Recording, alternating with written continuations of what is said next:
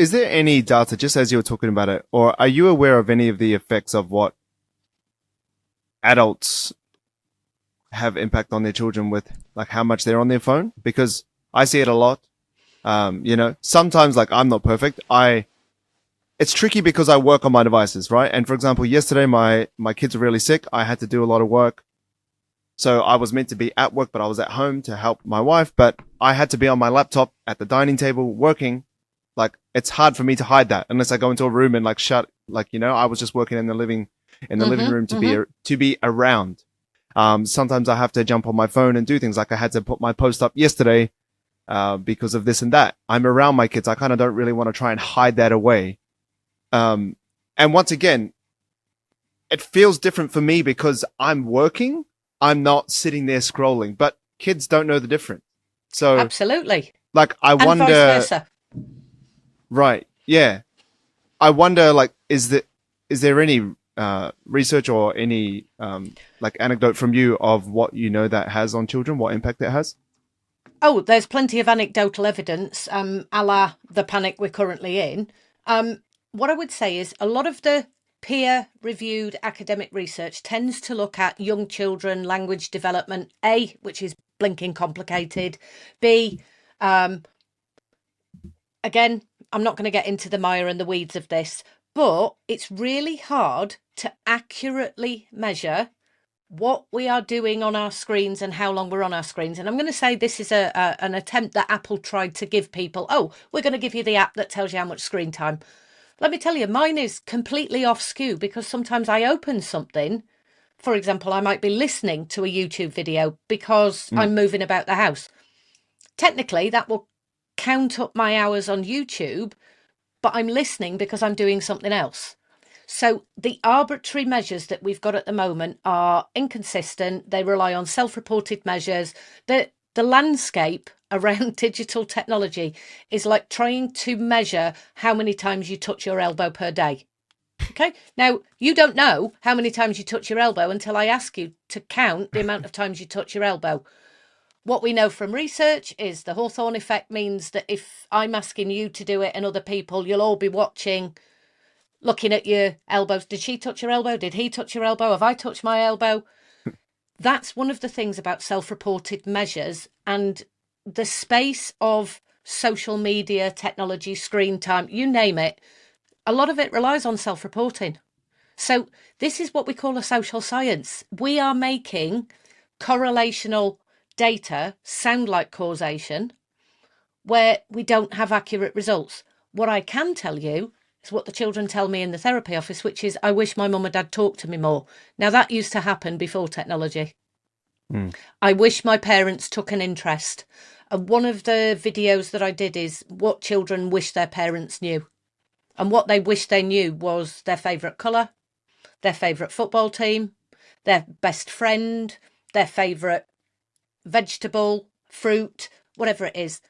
What children are looking for, and this is the reason why we go online in many of the cases. To summarise my TED talk, if we don't get our needs met out here, we're going to go looking for them in there. And at the moment, children, especially over the last 25 years, where both parents have to work, where there's been austerity in certain countries, where there's a need for, a large amount of income to sustain the cost of living, etc., etc., etc.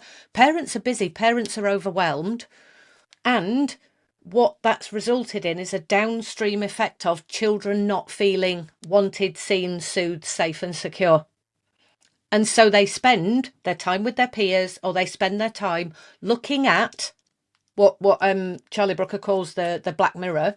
They spend their time looking in an environment, and until you ask questions, you don't know who they're talking to or why they're talking to that person. You don't know why they're engaging in a particular game.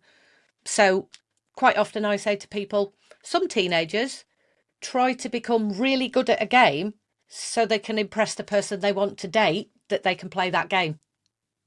It's not necessarily just about gaming and, in air quotes, addiction, because I don't believe in addiction to gaming and I don't believe in addiction to social media, because generally it's about socializing, generally it's about getting your needs met. And So if that's a they're not professional belief. So if they're not addicted to these things, like, would you say it's more a desire to be noticed or to be, I don't know, talented at Oh, something? yes.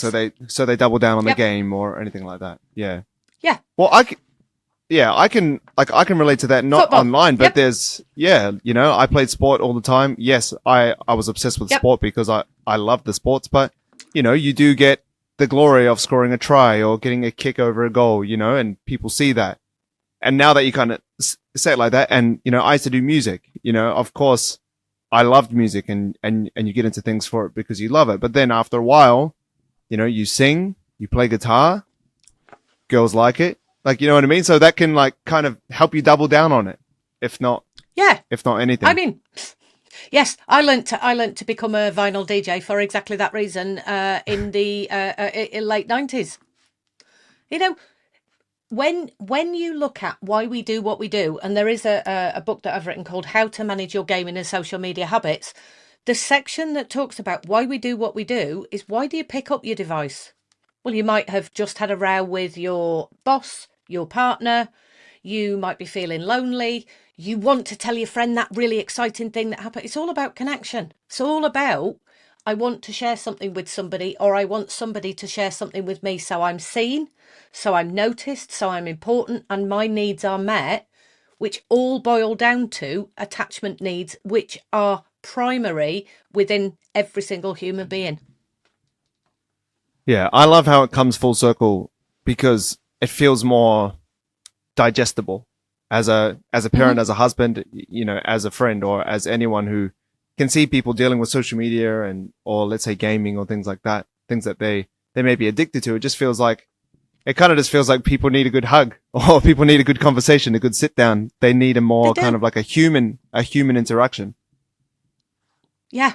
And this is why I say, so meet the needs of the children when they're under 3, meet the needs. And that's really difficult for parents at the minute because we're overworked, we're overtired, we're there's so many issues for us. And I don't find this, you gave them the damn devices, it's your fault approach, because what that's done is created shame. It's created fear. And what we generally do in that state is we become proactive, because we can move from sadness and shame into anger. And this is why the parents are now saying, well, government, you need to do something. And here we are.